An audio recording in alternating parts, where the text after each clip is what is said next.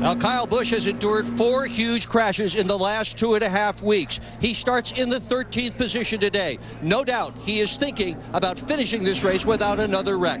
Meanwhile, Kyle Busch has dropped all the way back to the 40th position.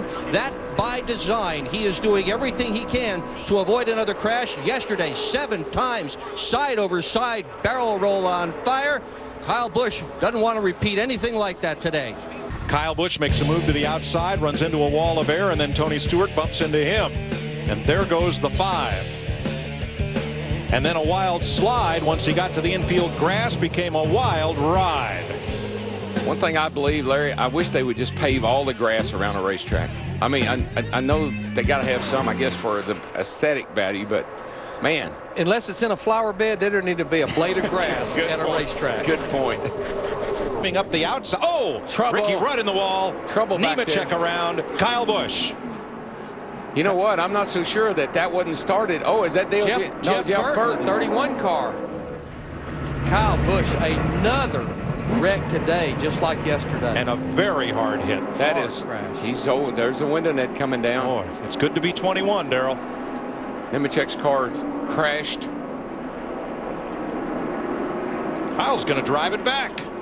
It's going to try. I don't think it's going to go anywhere but in a circle, and if he's not careful, it's going to cook that engine, because you know the radiator, you can see the water running out from under it. I tell you, we got to take a look at this, but I believe the 48 car was involved in this little skirmish. Somebody tipped Ricky Rudd into the wall. Let's see who. I think just watch this down the back. Rudd is behind Tony Stewart on the outside. Yeah, they're right. They're right here. Here's the 48 car right here. But the 96, Tony Raines, looks like he got up into Jimmy Johnson, the 48, initially off turn 2, I believe, Darrell. I believe you're right, Larry. I saw the 48 move. Gosh, that's a hard lick by those 2 cars. Good thing the safer barrier is there again.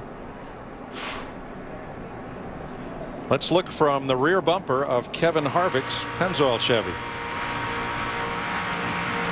Whoa. Man, look at Nemechek's car go airborne. And then Kyle Busch's car goes airborne when it hits the rear wheels come off the ground. You're riding with Jeff Burton. Oh, man.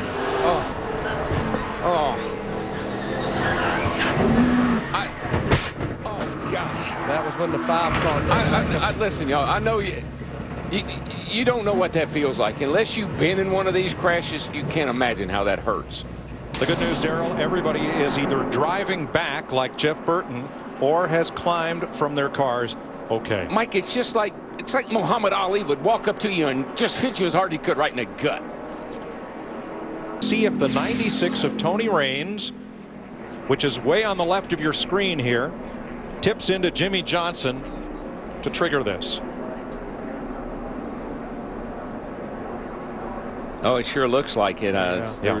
I don't know if there was contact between the 96 and the 48, but there definitely was movement enough to push him over into Ricky Rudd in the 88. And just a chain reaction behind him with all these other cars. Look at those 2 cars, the 31 and the 5 come together, collide.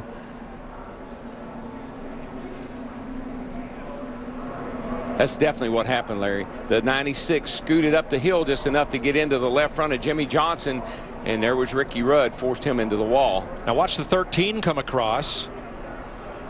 Bam.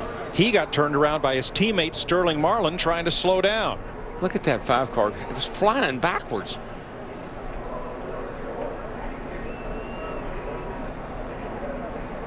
There is contact, we're told. That's all it takes is just that little nudge. You can run this close together all day long until somebody does something like that, and then it's gonna affect a lot of guys. Boy, those 2 cars scrubbed off no speed whatsoever on the way to the inside wall. There have been a lot of racetracks where the safer barrier has not been installed, or at least in the past, on the inside walls. Man, thank God for there, and again off of turn 4 earlier. And a good thing, the asphalt there. That kept those cars at least on the ground. So is Kyle Busch, who was also released from the care center but declined to be interviewed.